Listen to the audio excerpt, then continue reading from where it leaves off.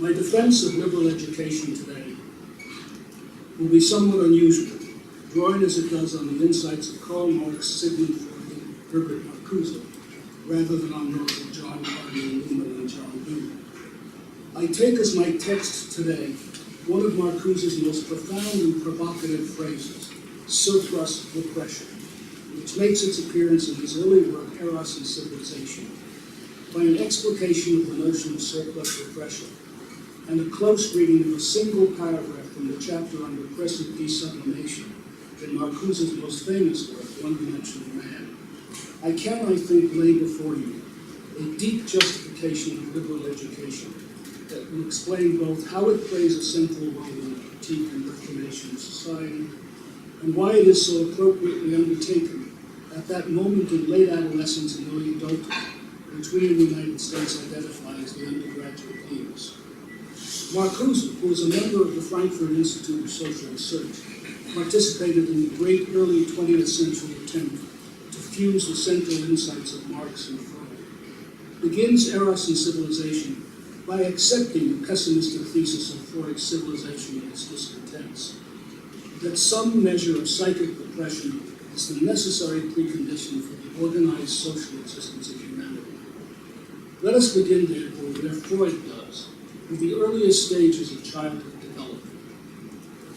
The newborn infant does not possess a coherent rational self or ego with which to negotiate its relationship to the external world. Indeed, it does not yet so much as possess a conception of itself in contradistinction to its surroundings. What we think of as the ordinary thought processes of reality orientation, the distinction of self and other, the recognition of relations of space, time, and causality, the distinction between desire and satisfaction, between wish and actuality, all these are in fact secondary accomplishments painfully acquired in the wake of initial and continuing frustrations. Each of the stages of normal childhood development has a profoundly ambivalent significance for the child, at one and the same time a source of power, satisfaction, and self-esteem, and a suffering of frustration, pain, and rage. The newborn infant is put to the breast and responds with a natural suckling instinct, gaining warmth, food, and comfort. It is happy.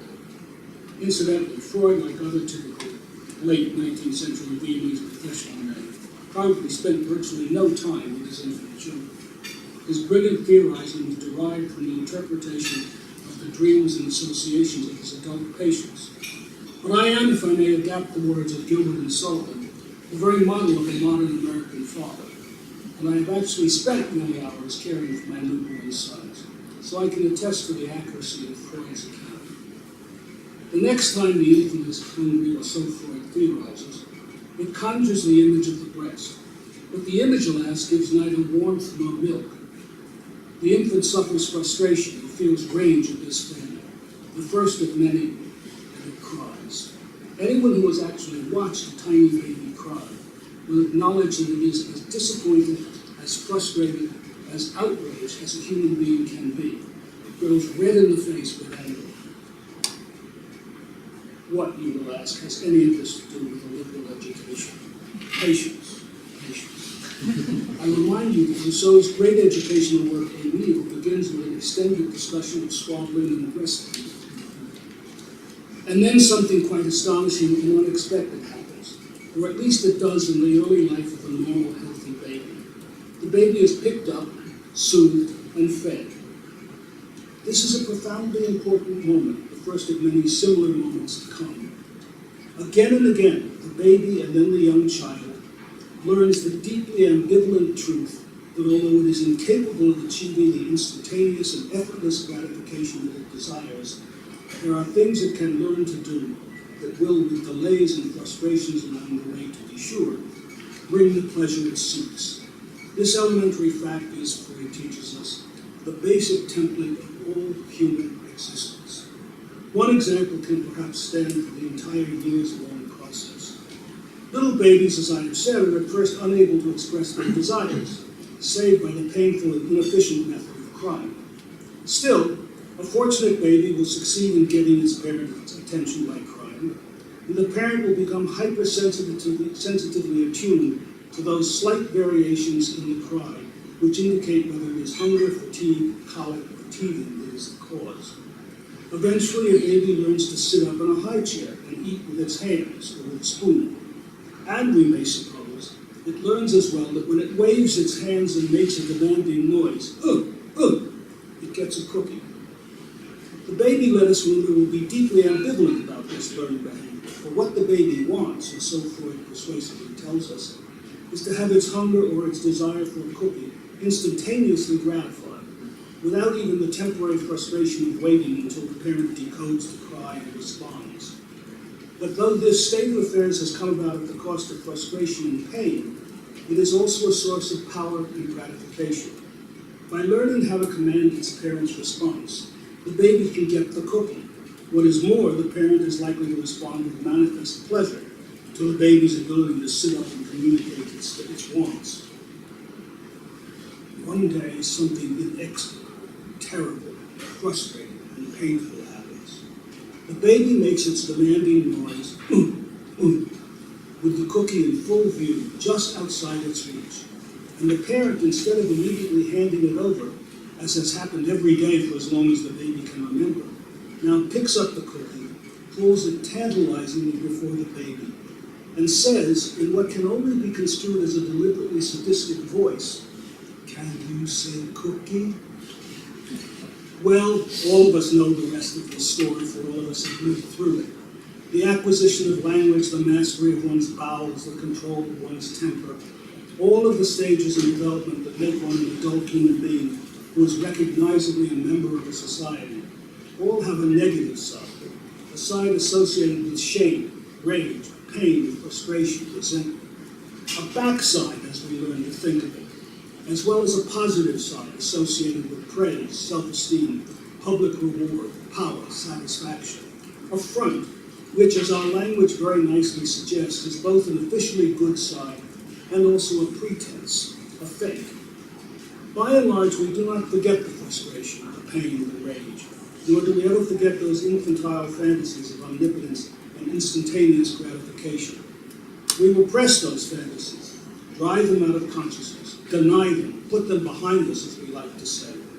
But like our own backsides and the feces which issue from them, they remain and exercise a secret, shameful attraction for us.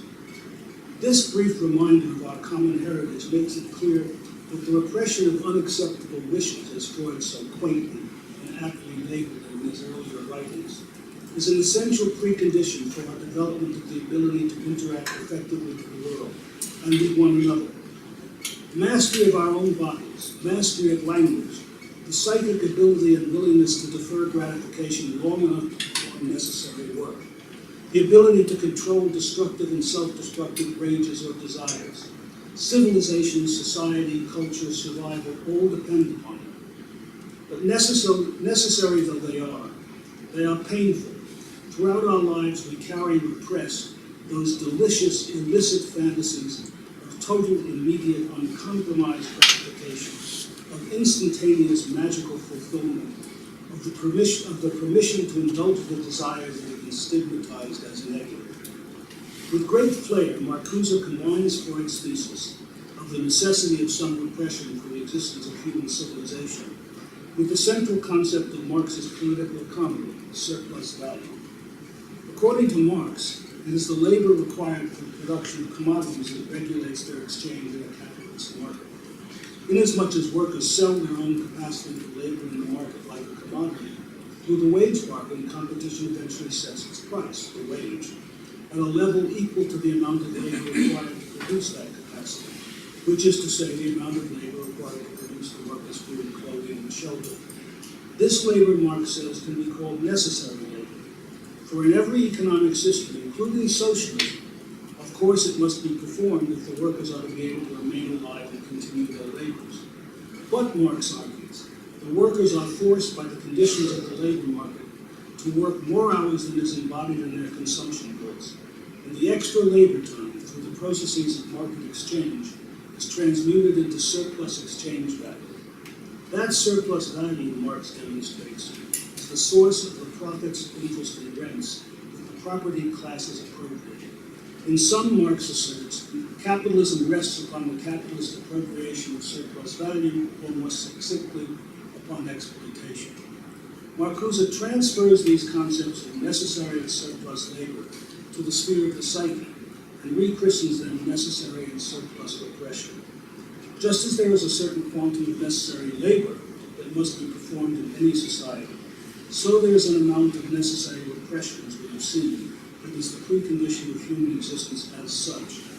But in some societies, just as workers are forced to perform more than merely necessary labor, its fruits being appropriated by a ruling class, so in those same societies, and most particularly in capitalist society, workers, and indeed others as well, have inflicted upon them extra or surplus repression, whose function is not to make human society in general possible, but rather to serve and support the particular exploitative, unjust, oppressive economic and political institutions and policies of the ruling class. Over and above the deferral of gratification demanded by the exigencies of nature and human intercourse, the capitalist workplace demands an additional level of work discipline, of self-denial, of obedience, of surplus repression. Marcuse notes, by way of rough proof, the extraordinary fact that despite the doubling, trebling, quadrupling of worker productivity achieved by technological advance, the average work week has shortened only slightly, as if at all, in the past century. In One-Dimensional Man, in what has always seemed to me one of the truly inspired texts of 20th century social theory, Marcuse deploys his insight to explain the structural conditions of social protest and the subjective psychological sources of the energy that fuels social change. The argument goes like this. The energy on which we draw for work, for art, for politics, as well as for sex, is the fund of originally undifferentiated libidinal energy with which we are born, in which we attach to various objects through the psychic processes of sublimation, displacement, and cathexis.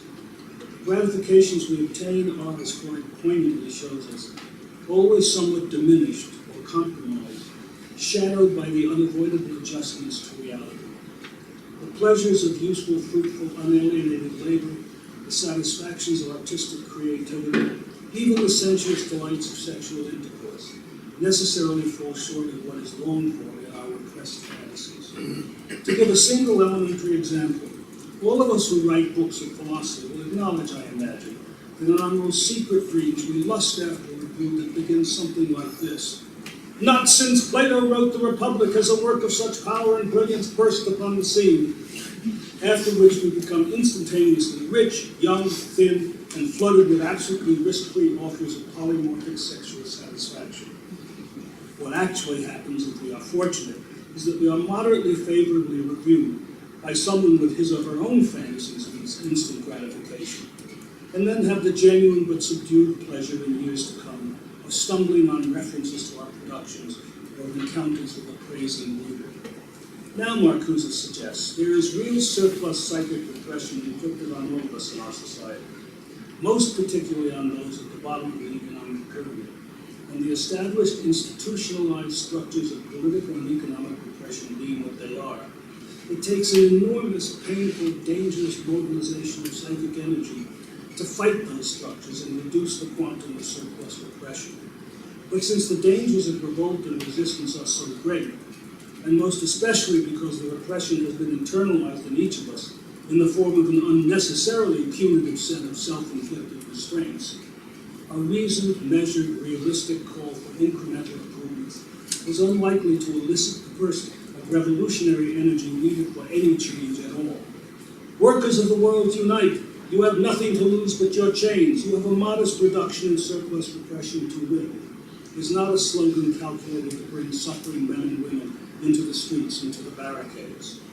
What in fact happens, Marcuse suggests, is that revolutionary change is energized by the utopian siren call of liberation, which, whatever the language in which it is couched, is experienced subjectively as a promise of the gratification of those infantile fantasies of instantaneous, magical, total gratification that lurk within us all.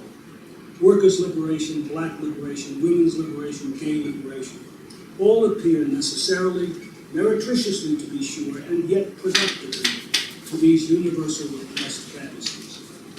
Only the tapping of such powerful wellsprings of psychic imagery can move us to the heroic feats required for even modest reductions in surplus repression. The upshot of every revolution is therefore inevitably disappointment. For no matter how successful the revolution, it cannot, in the nature of things, liberate us from necessary repression. After the victory celebrations, we must still go to work, use the toilet, submit ourselves to some code or other of dress or speech or sexual conduct. Nevertheless, despite these repeated disappointments, we must keep alive the fantasies and attach them to our political aspirations, for they are the essential motor of real-world social, economic, and political progress. In this project, the great works of art, literature, philosophy, and music of our cultural tradition play an essential and rather surprising role.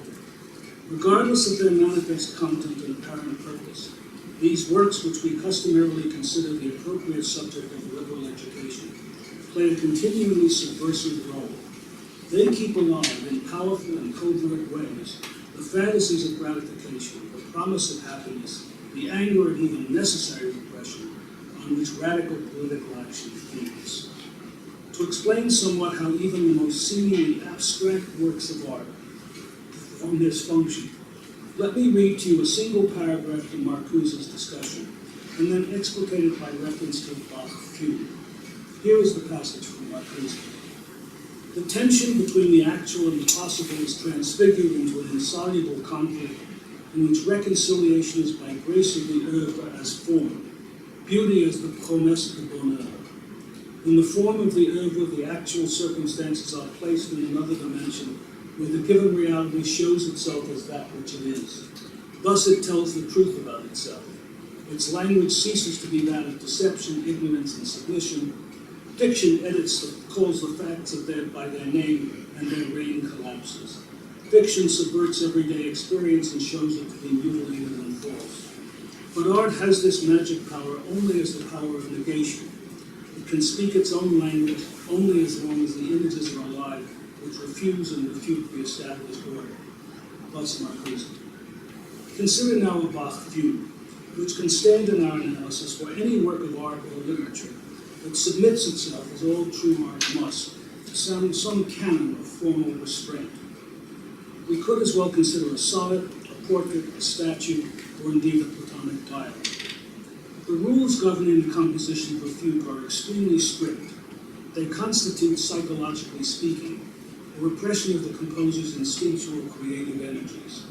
In the hands of novices, the fugue form is a straitjacket, painfully forcing them to adjust their musical line in unnatural ways. It is speaking at the very deepest psychological level, the equivalent of being required to use the toilet or to say cooking before being fed. But in the hands of Bach, all is transformed. Bach's fugues seem effortless. They magically transform the constraints of the form, all the while rigidly conforming to them. Thus we may suppose God played as he created the world, laughing in delight at the effortless production of a cosmos ruled by inflexible universal laws. The result is sheer sensuous beauty, which is at one and the same time liberated from the constraints of form and completely consonant with those constraints. The fugue thus holds out magically the promise of total satisfaction, the promesse de bonheur, that is to be found in the unconscious of each of us. In the same fashion, a Dickinson poem, a Rodin sculpture, a Platonic dialogue of Van Gogh's still life reawaken in us the fantasy of perfect, effortless gratification. These works of art and literature keep alive in us the possibility that there is a life better than the network of compromises in which we are enmeshed, a second dimension to existence in which freedom replaces necessity, happiness replaces suffering. The great works of humanistic writing, be they philosophy, history, theology, or criticism, accomplish the same end.